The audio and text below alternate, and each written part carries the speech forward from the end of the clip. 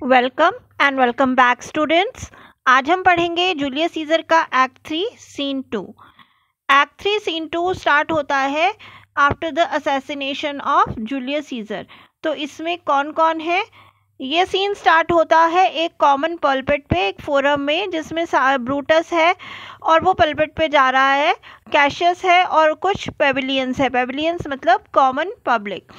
इस समय common public ये क्या कह रही है कि हमको सेटिस्फाई करो, लेट अस बी सेटिस्फाइड। इसका मतलब है कि हमको बताओ कि ऐसा क्या रीज़न था कि आप लोगों को इतना एक्सट्रीम स्टेप उठाना पड़ा और जूलियस सीजर को असैसिनेट करना पड़ा। ब्रूटस कहता है कि अगर ऐसी बात है देन फॉलो मी, मेरे पीछे आओ, गिव मी ऑडियंस। ऑडियंस का मतलब है मुझे सुनो, मेरी बात सुनो दोस्तों। And the part the numbers, और मतलब आप लोग जो भी यहाँ पर रीज़न जानना चाहते हैं वे डिवाइड हो जाए। पार्ट द नंबर्स मतलब डिवाइड हो जाए। जो मेरी बात को सुनना चाहते हैं वो मेरे साथ आए, जो कैशियस का व्यू पॉइंट जानना चाहते हैं वो कैशियस के साथ जाएं, और आपको हम लोग पूरी तरीके से सेटिस्फाई करेंगे, रीज़न बताएंगे अपने इस एक्सट्रीम स्टेप का और सीजर की डेथ का। तो पहला पेविलियन ये बोलता है, कॉमन पब्लिक बोलती है कि हम जाकर सुनेंगे ब्रूटस को। दूसरा वो बोलता है कि हम जाकर कैशियस को सुनेंगे और फिर इनकी जो स्पीचेस है ना कि इन्होंने क्या बोला आपस में, उसको कंपेयर करेंगे। तो यहाँ हमें पता चल रहा है कि रोम की जो जनता है ना वो एकदम फूल नहीं है, वो लोग भी इंटेलिजेंट है और ये चीज़ समझ रहे हैं कि चलो देखते हैं कौन क्या कह रहा है, and then we will compare both the speeches.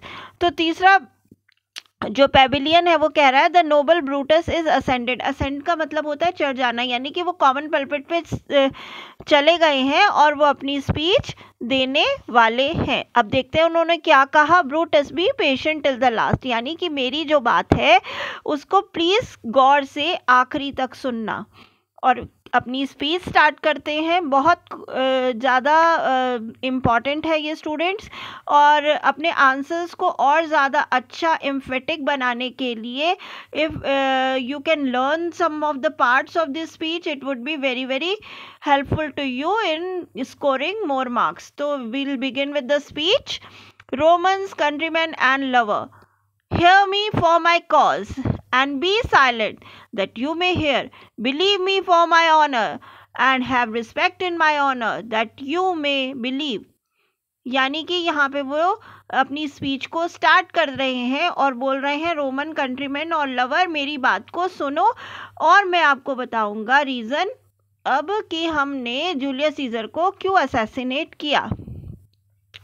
सेंशर me in your wisdom. सेंशर me in your wisdom का मतलब होता है मुझे जज करो अपने दिमाग से, अपने विजडम से, अपने इंटेलिजेंस से, अपने सेंसेस को अवेक करो, ठीक है।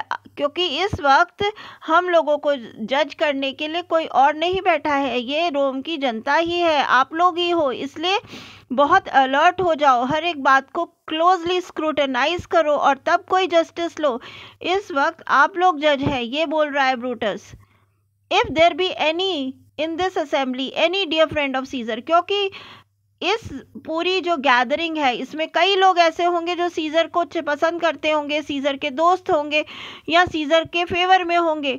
तो उन लोगों से मैं कह रहा हूँ कि भाई मैं ब्रूटस, मैं भी जूलियस सीजर से उतना ही या शायद उससे भी ज़्यादा प्रेम करता हूँ जितना कि आप सब लोग करते हैं जो सीजर के लवर्स हैं, फॉलोअर्स हैं। तो फिर ऐसा क्या हुआ कि ब्रूटस को, जो कि उसे इतना प्रेम करता था, उसे सीजर के खिलाफ होना पड़ा और इतना बड़ा स्टेप उठाना पड़ा? तो ये है मेरा जवाब। Not that, not this is very important. I request you students to kindly learn this line. Not that I loved Caesar less, but I loved Rome more. ये नहीं कि मैं सीजर से कम प्रेम करता था, पर मैं रोम से ज़्यादा प्रेम करता हूँ, उससे कहीं ज़्यादा. Had you rather Caesar were living and die all slaves, then Caesar were dead to all living free men. अब आप ही बताओ कि आपको क्या लगता है कि हम लोग सब जिंदा रहते और गुलामों की तरह रहते, या फिर जूलियस सीजर मर जाए और हम आज़ाद रहें? ये दो ऑप्शंस थे, इस एक ऑप्शन में से हमें एक चुनना था और मैंने सीजर की मौत वाला ऑप्शन चुना. आप जानते हैं कि सीजर मुझे प्रेम करता था, तो मैं उसके लिए रोता हूँ। वो बहुत किस्मत वाला था, उसने बहुत कुछ अचीव किया। मैंने हर बार उसकी हर जीत पे रिजॉइस किया। वो बहुत ही वेलिएंट था, बहुत बहादुर था, और इस चीज़ के लिए मैंने उसको हमेशा ऑनर किया। पर वो बहुत एम्बिशियस था, इतना ज़्यादा एम्बिशन था उसका कि उसके एम्बिशन का एक ही नतीजा था, मौत। I slew him, I killed him. There is tears for his love, joy for his fortune, honor for his valor and death for his ambition. यानी उसके हर एक कृत्य के लिए मैं उसके साथ था, लेकिन जो उसका एम्बिशन था, वो एम्बिशन ही उसके मौत का कारण बना। यानी कि यहाँ पर ब्रूटस ये बताना चाह रहा है कि जूलियस सीजर पावर मिलते ही तानाशाह हो जाता और अपनी पावर का मिसयूज़ करता, तो इसलिए हमने उसको क्रश कर दिया, किल कर दिया। Who is here so base, यहाँ पे ऐसा कौन है इतना गिरा हुआ जो कि एक बॉन्डमैन यानी कि एक स्लेव की तरह जीना चाहता हो कि भाई जूलियस सीजर जिंदा रहे, उससे हमें इतना प्रेम है कि अगर वो हमें गुलामों की तरह भी रखेगा तो हम रह लेंगे, क्योंकि हम उसके प्रेम में मरे जा रहे हैं। है कोई इतना नीच, पूछ रहा है ब्रूटस। अगर है तो जवाब दो, कौन है यहाँ पे ऐसा रोमन जो इतनी गिरी हुई सिचुएशन में जीना चाहेगा। ये बोलकर, ये स्पीच देकर 1 मिनट का पॉज लेता है ब्रूटस, जवाब जानने के लिए कि जनता का रुझान किस तरफ है। और सब लोग जो जनता के लोग हैं जो ये स्पीच सुन रहे हैं, वो क्या बोलते हैं? None Brutus, none Brutus, then none have I offended. अगर यहाँ पर ऐसा कोई नहीं है तो मैंने कोई गलत काम नहीं किया है, मैंने किसी के प्रति कोई भी गलत काम नहीं किया है। I have done no more to Caesar than you shall do to Brutus. और वो कह रहे हैं कि आज जो मैंने जूलियस सीजर के साथ किया है ना, कल अगर इसी सिचुएशन में ब्रूटस होता है तो आप ब्रूटस के साथ भी यही करना। अगर कल को ब्रूटस पावर में इतना ज़्यादा अंधा हो जाता है कि लोगों को अपना गुलाम बनाकर जीना चाहता है, रोम को अपनी जागीर समझता है, तो बहुत बहुत आप लोगों के ऊपर ये विश्वास से कह रहा है ब्रूटस कि भाई उसे भी जूलियस सीजर की तरह मार देना। The question of his death is enrolled in the capital, his glory not extend। वो कह रहा है कि जो उन्होंने इतनी सारी अचीवमेंट करी है ना, इतनी सारी ग्लोरीज लेके आए हैं, हम उसको मना नहीं कर रहे हैं, हम उसको इग्नोर नहीं कर रहे हैं, वो हमेशा रहेंगी। लेकिन हम उनकी जो गलतियां हैं, उनकी गलतियों को भी इग्नोर नहीं कर सकते, और अपनी गलतियों की वजह से ही वो मारा गया है।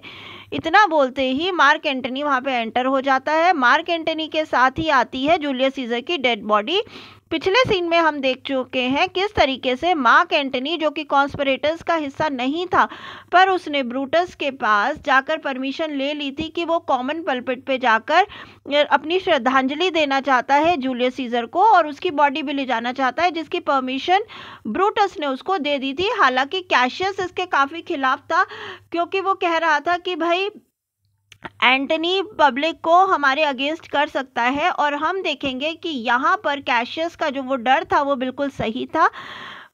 एंटनी ऐसा ही करेगा। Here comes his body, mourned by mark Antony. अब ये ब्रूटस ही कह रहा है कि ये देखो जूलियस सीजर की डेड बॉडी आ गई है, और साथ ही उसके प्रिय मित्र मार्क एंटनी है, who though he had no hand in his death। जो कि अब देखो ये बात भी ब्रूटस यहाँ पे बिल्कुल सच सच बोल रहा है कि उसकी डेथ में मार्क एंटनी का कोई हाथ नहीं है। Shall receive the benefit of his dying. लेकिन अगर इसकी कोई बेनिफिट होने वाला है ना, तो वो बेनिफिट एंटनी को ही मिलेगा। और मुझे लगता है कि यहाँ पर वो काफ़ी सच बोल गया था, क्योंकि बाद में ट्रायम्बरेट में एंटनी ने ही बहुत अहम हिस्सा निभाया था।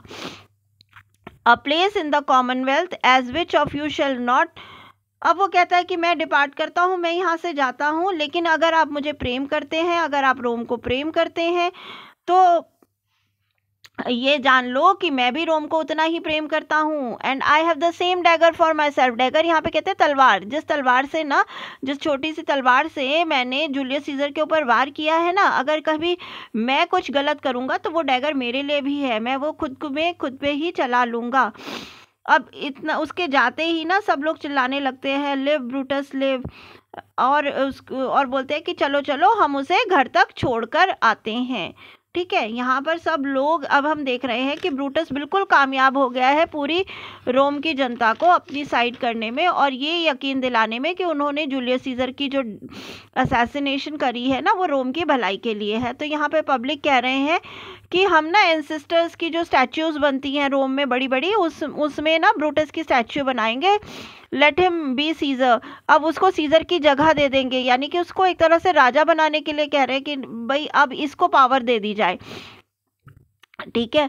और वो लोग कहते हैं कि हम चलो इसको ना घर तक छोड़कर जाते हैं और खूब चिल्लाते हैं, लेकिन और ये इंसिस्ट कर रही है कॉमन जनता कि चलो चलो हम सब एक जुलूस बनाकर चलते हैं और ब्रूटस को घर तक लेके जाते हैं, एकदम जैसे कोई विजयी इंसान होता है ना उस तरीके से। तो ब्रूटस यहाँ पर फिर से बोलता है, गुड कंट्रीमैन, मेरे प्यारे रोमवासियों, मुझे अकेला ही जाने दो, डिपार्ट मतलब जाने दो। एंड मेरी सेक के लिए मैं आपसे रिक्वेस्ट करता हूँ कि प्लीज़ एंटनी जो कुछ कहना चाहता है और सीजर की डेड बॉडी के साथ उसकी डेड बॉडी को थोड़ा सा ग्रेस देना चाहता है, प्लीज़ वो जो चंद शब्द कहना चाहता है मेरे लिए, मेरे कहने पर सुने, ठीक है। वो अपनी जो श्रद्धांजलि देना चाहता है, जो चंद शब्द कहना चाहता है, प्लीज़ उसे सुने। ये कहकर ब्रूटस वहाँ से चला जाता है। तो इसके आगे ब्रूटस के जाने के बाद क्या होता है ये हम देखेंगे अगले पार्ट में। Till then keep revising students. Thank you students.